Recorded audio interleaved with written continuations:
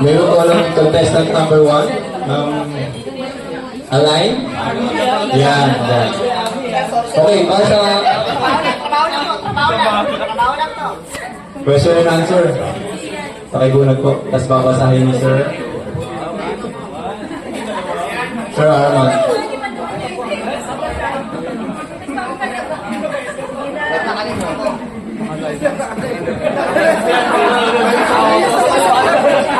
Hello. Ano yun ito? Tanong. Kung mamimili ka daw sa amin tatlo, sinong gusto mo? Hindi, mali ko na.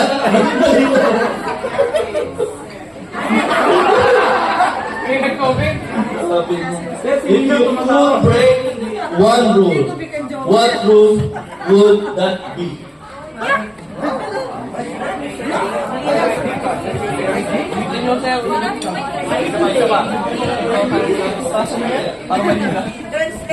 Ulit. Ano ipasalugin mo? Ikaw gumawa ito. May pakanapalan yun eh.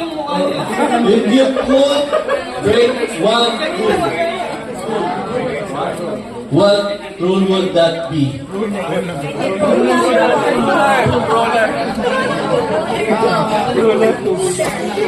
Pass! Thank you for that wonderful question. Very nice! I would break one rule. I would break the rule that limits education to very high standard people. Why? Because everyone deserves quality education regardless of your background or your capability to pay for your education. And I thank you.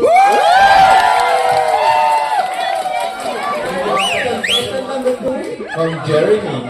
Lasing na si Boy Boy!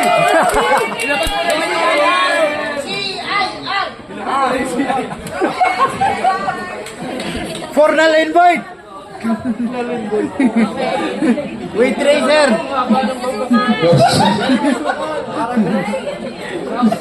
Likod pa yun.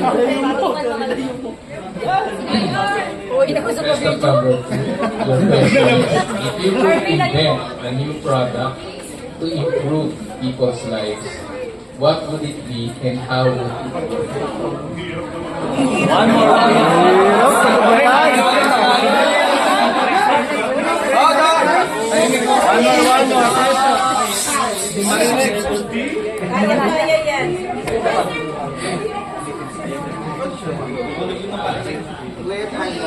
Makaka-invento ka ng isang bagong produkto para mapabuti ang buhay ng mga tao. Ano ito at paano ito gagawin?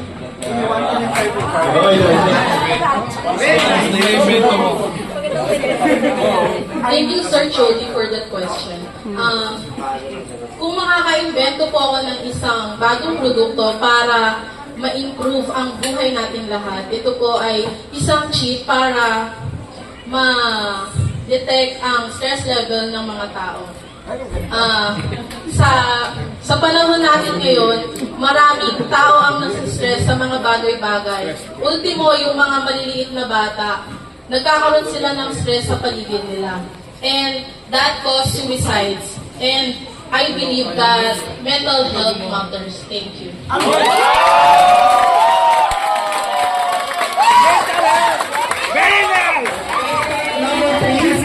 Ma'am Amor.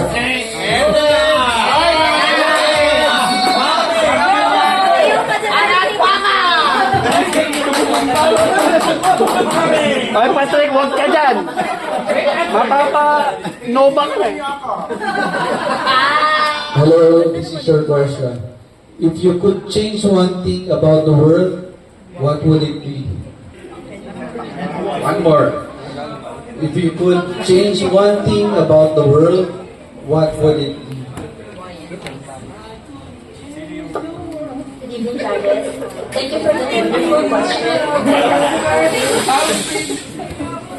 So if I could change one thing, it is all forms of, I'll eliminate all forms of inequalities. Why? Because everyone deserves to be love, to feel valued, to thrive, and to dream more. Very nice! Si Paul, si Paul.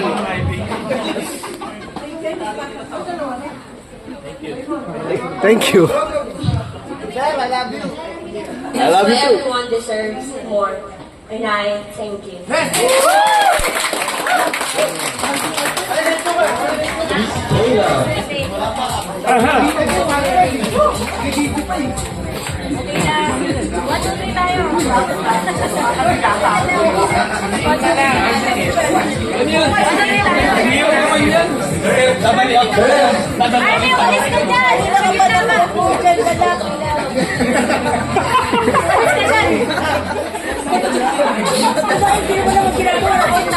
Okay, Nael. Hello. Paupon mo si ma'am.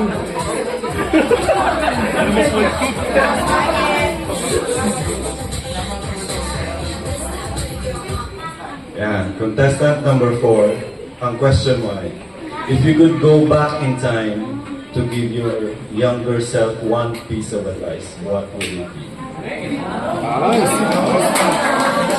Again, if you could go back in time to give your younger self one piece of advice, what would it be?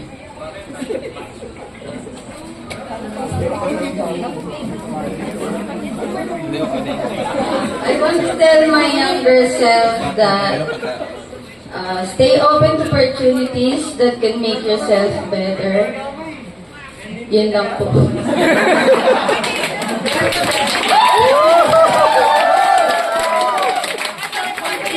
Very nice. Very nice.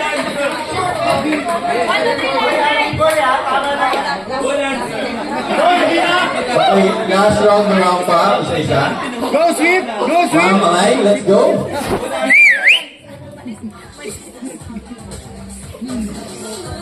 Next. Yes! Certificate of inward remittance. Miss Reed. Alright. Yeah! Validate cover. Validate cover.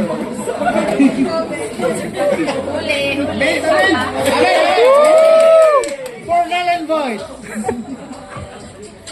Alright, parang naman dyan! Okay.